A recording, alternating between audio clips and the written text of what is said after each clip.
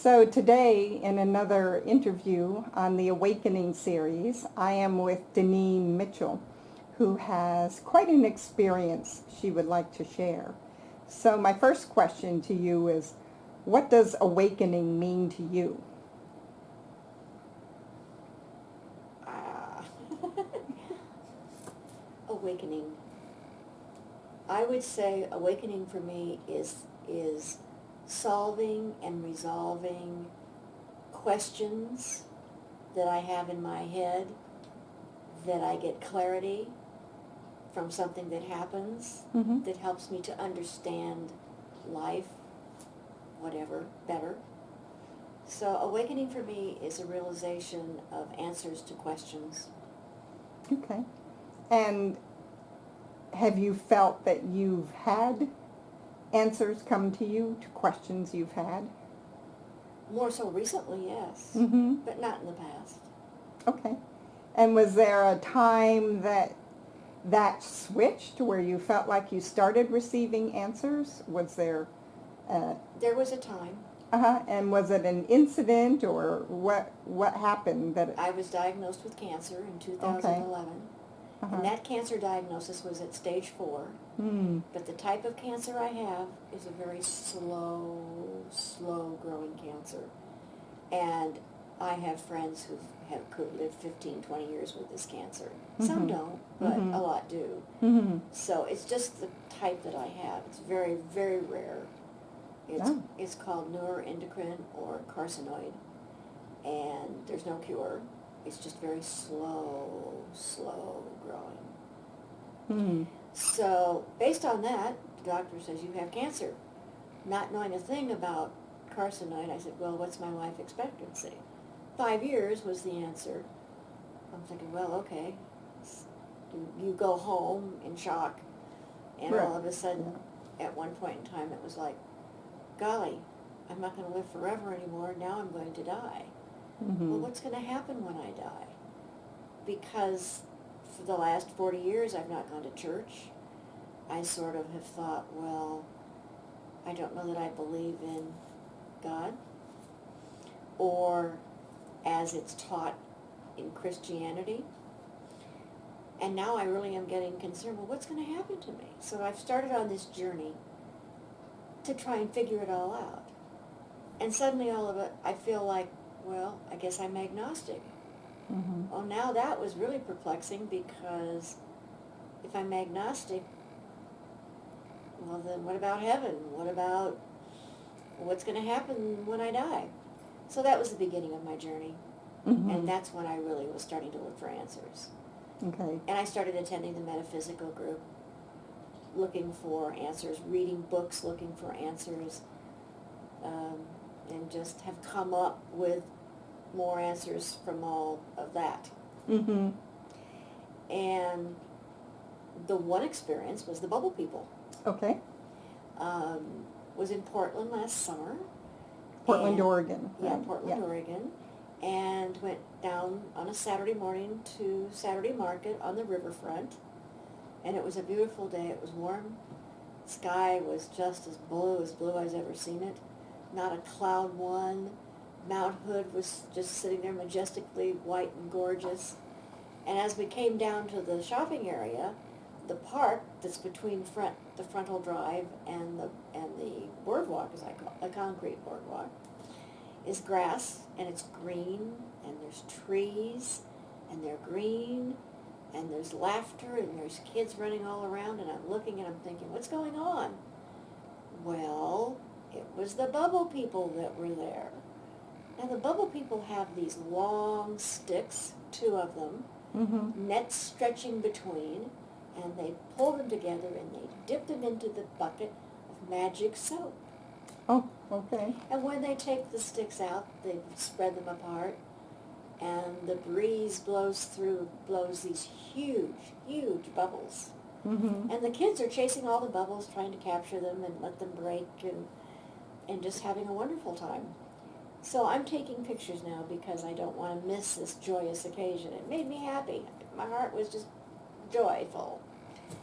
Anyway, I took some pictures, and when I got home, I blew up some of the pictures that had massive bubbles.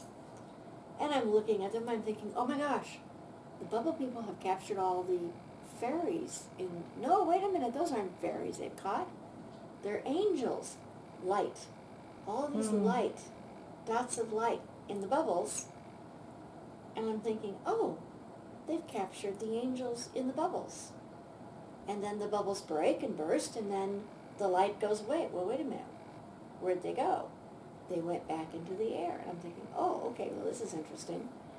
So now I'm thinking that every particle, every atom, every molecule that is surrounding us, that we breathe in, is energy. Angel energy. Mm. So I just got to thinking that when the bubbles burst, the angels are released, they go back into the air, we breathe them in, and it's angel energy. And the angel energy, I do this, and when I do that, I get chills on my arms, and my head starts to tingle, and the angel energy goes into your lungs, and then it goes to your heart, and the heart pumps the angel energy all through your body, and as it's going through your body, they're picking up the bad stuff, becoming carbon dioxide, bad stuff, so it could be bad thoughts, it could be disease, it can be whatever is bad, and then as you exhale it, you're exhaling all that bad stuff. So the angels are still good, they're just doing a job. So anyway, now I believe totally that every breath that I take is angel energy, and when I do it, I feel joy.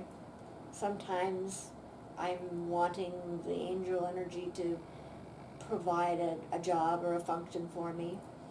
And as an extension of my other journey, now I think that when I pass, all of the angel energy that is left within me that I have breathed will take my soul and shoot it out up back into the celestial heavens, because I think my soul is a star, or the twinkling is stars, and that's how I got that when my parents planted that seed, and all of a sudden star came down, and that became my soul, and it's with me, and when I'm gone, it's going to shoot back up to the heavens, and hopefully wait there until somebody else calls a need for you to come back. So that's kind of what I believe. That's kind of my journey. Angel energy, thank you to the bubble people. Yeah. So, how do you reckon in your own mind, and what do you say to other people who say, like in the bubbles, that's just a reflection of the sunlight? Yeah, on the soap, sure. That's the logical explanation Right. for it. And I'm very logical for the most part. I believe in Darwin's theory of evolution because that's scientific. I know in my own mind that the bubbles, the light that I saw was really soap in the reality of it all. But in the fantasy of it all, also, in my I have a really creative mind. I was a designer for 30 years. I am a creative mind, and that part of me believes that it's okay, that part of it's not logical. Yes. Because I like my story better. I like what it does for me internally. I like the way it makes me feel. I like the way it makes other people feel when I tell them the story. And when I say, here, breathe it in. And it just feels so good.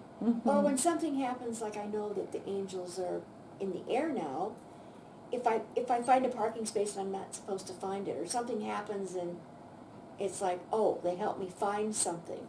It's like going to my pendulum and saying, help me find this, or help me, and help me answer this question.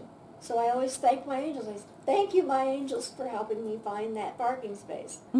So for me, angels are, in the air everywhere that I'm breathing. So that's kind of, I guess, the way I would answer. I know scientifically in my own mind that it's true, that the reflection of the bubbles, the colors of the rainbow, the purples, the reds, the yellows, the light that it caught is only because of the sun's reflection on them. So, Yeah. but I don't like that version. My version better. Yeah. Yeah. So, And so back to the initial question about awakening. yeah. How do you think this experience with the bubbles fits into your experience or process of awakening? For me, awakening is knowing and having a place so that I don't fear death. Mm-hmm.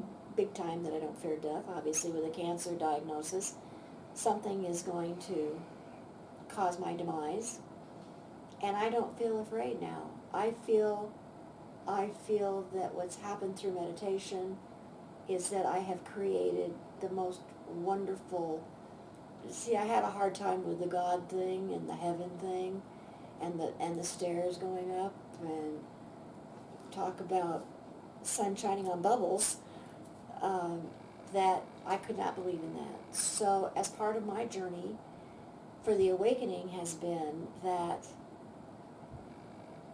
the angels have helped me get to that point where my heaven, it's not up there, it's in here. And so I feel that for me, that's my awakening.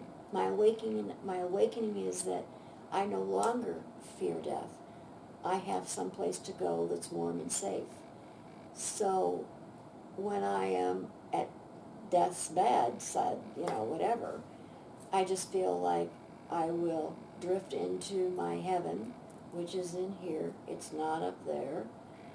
I'm living in, if you go back to that story, that kind of a short thing that I wrote for you, which talks about that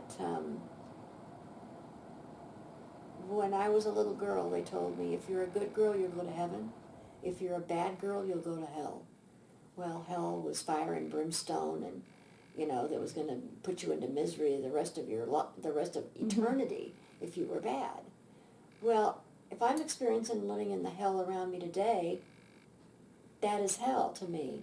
When I pass, I no longer will have to deal with hell. There's no hell to go to, only my heaven. The other thing that always people say, well, when you pass, you will meet up with your family. And I'm thinking, yes, I'm going to meet my mom and my dad. To me, that's not reality. It's back to the light on the bubbles again. So somewhere I had to make that be something that I could believe in, something that I could live with. And where do you hold the love of your parents, your grandparents, your great-grandparents? Here in your heart. So I now believe that on my last deathbed, that last breath, that I will feel the warmth of my mom and my dad. They will come to me in the form of warmth in my heart, and that I will feel them. And that's how I will be reunited with my parents and my loved ones. And everyone that I've loved and everyone that's loved me will be there in that, I'm getting chills, in that warm moment. And that I will be in my heaven, which is this wonderful place that I've created in my head. And this moment of, I know what's going to happen. That's where I'm going to go. So I'm not afraid. And so it's a great place, and it just keeps growing and getting bigger and more wonderful, and so. That's beautiful. Thank you. Is there any last thing you want to share? Just breathe in the angel energy. Let it give you joy. Let it give you inner peace. And let it give you the chills of experiencing that. Oh, thank you so much, Daneen. You're welcome. My pleasure. Okay.